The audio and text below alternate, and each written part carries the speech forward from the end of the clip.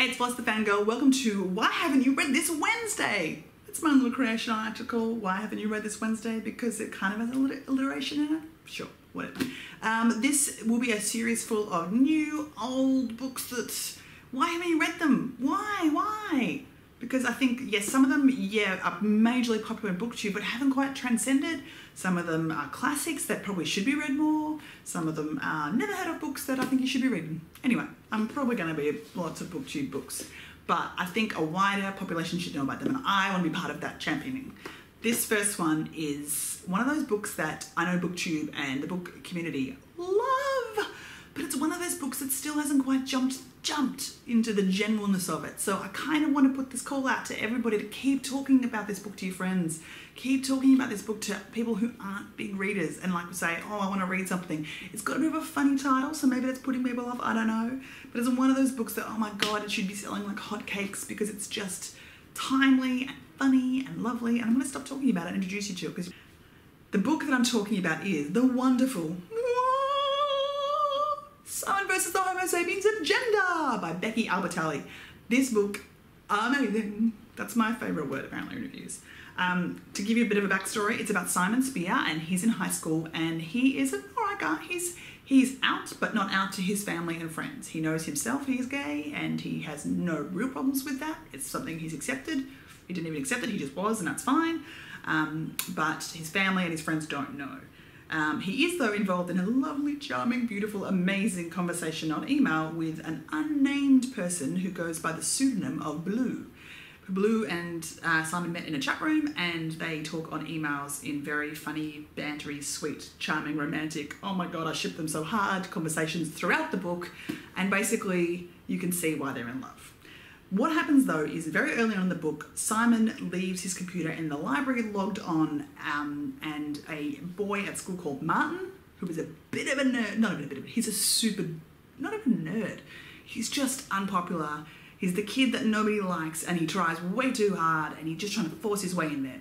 So Martin, unfortunately, logs on and sees his conversation and basically bribes Simon and says, I want to be part of your friendship group. He doesn't say it explicitly, but I have a crush on one of the girls in the group. I want you to introduce me and work me in as a friend. Otherwise, I'm going to reveal out to everyone that you're gay, and I'm going to reveal that you have a relationship with Blue.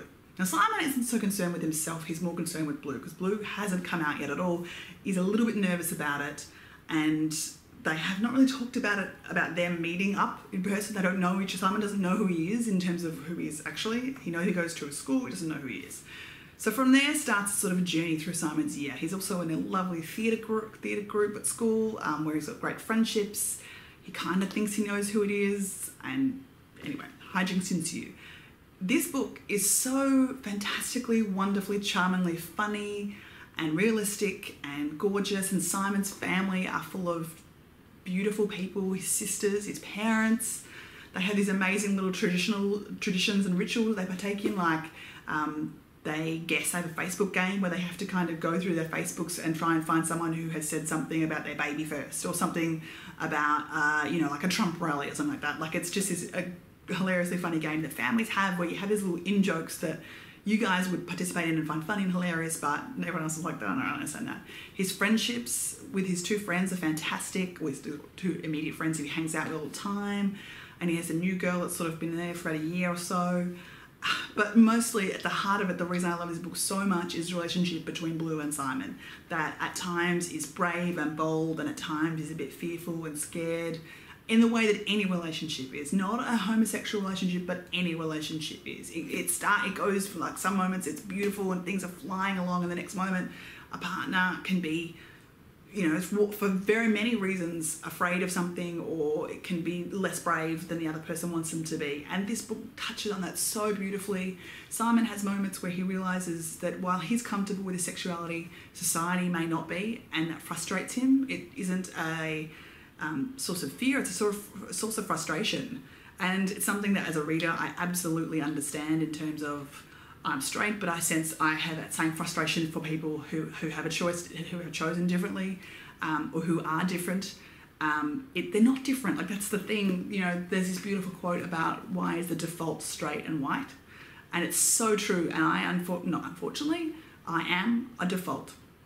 So I have never had that challenge. And what this book does is makes it very clear that while it is a challenge and it's different and it's a different world, that no one should feel bad about the world they come from. This is one of those books that is contemporary and timely, yet timeless, in terms of it's just a beautiful love story with a boy finding his place in the world, and not because he's homosexual, but because he's trying to find his personality, how he fits and how he works out with his family and his friends. And that happens to everybody, whether you're gay, straight, transgender, bi, whatever it is. You still have to fit yourself into a life and figure out your personality and how that works with in your world.